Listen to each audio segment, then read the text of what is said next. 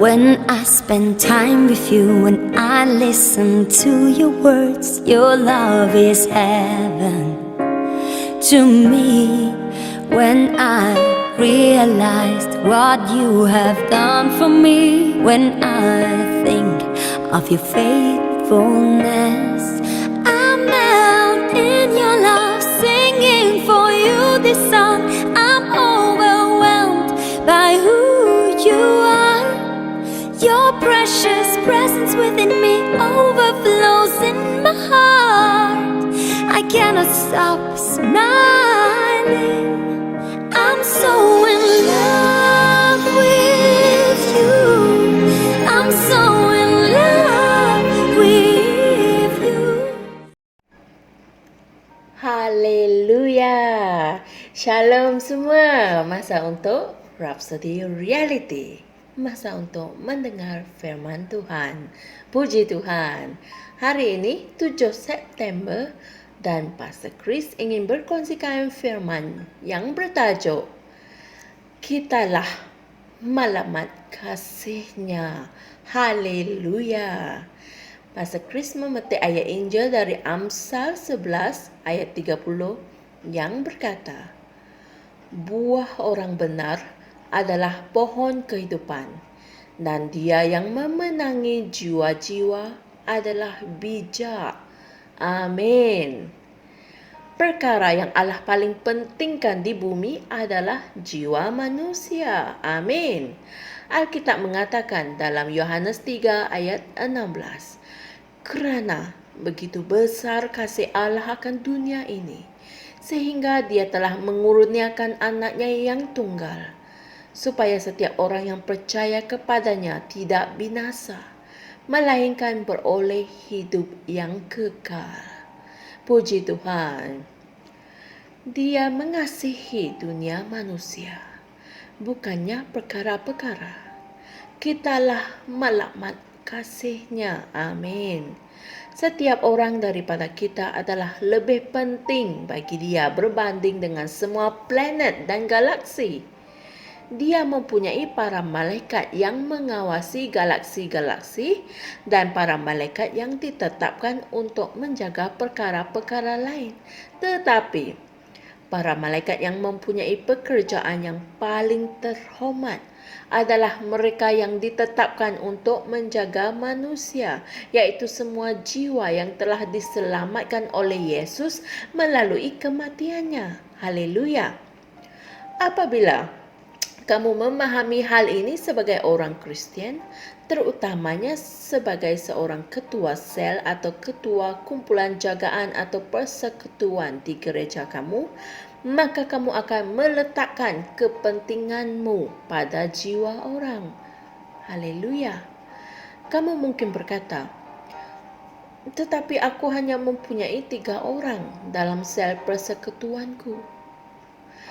Walaupun jumlahnya kelihatan kecil, namun kamulah orang yang lebih berharga bagi Tuhan berbanding dengan orang yang ditetapkan untuk menjaga alam sekitar dan semua infrastruktur di planet atau benua yang tertentu.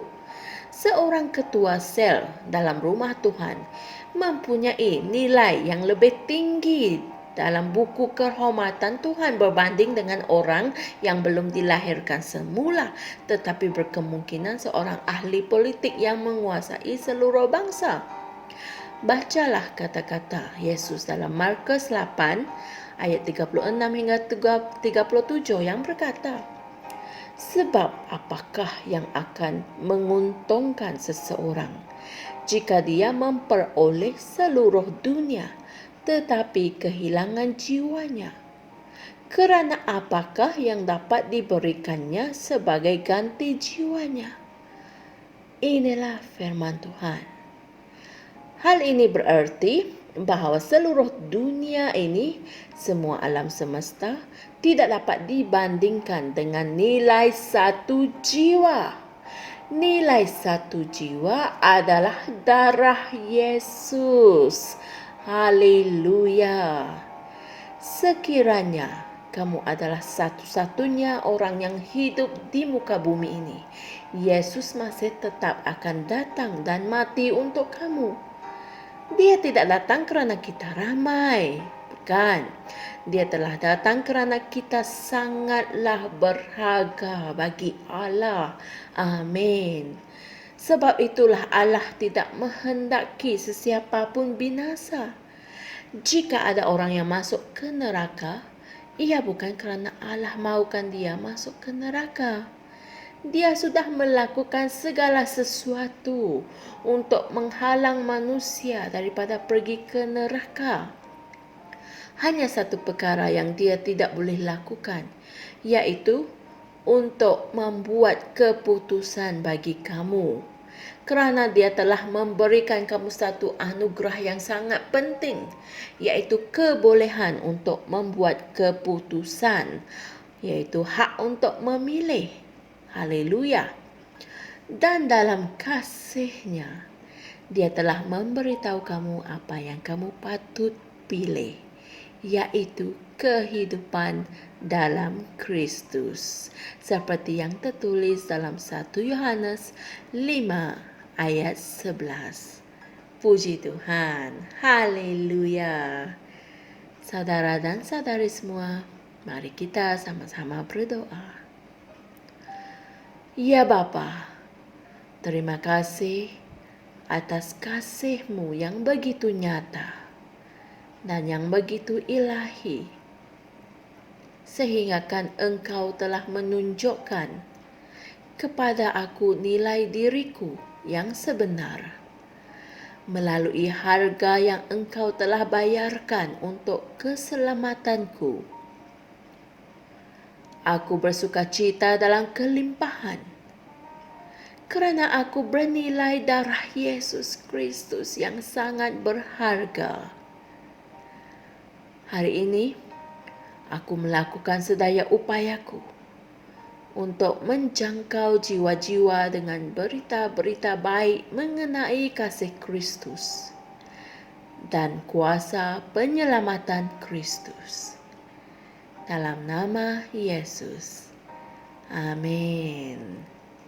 Jangan lupa renungkan juga ayat-ayat Injil berikut, iaitu Lukas 15 ayat 7, Kitab Terjemahan Amplified Classic, dan Yohanes 3 ayat 16.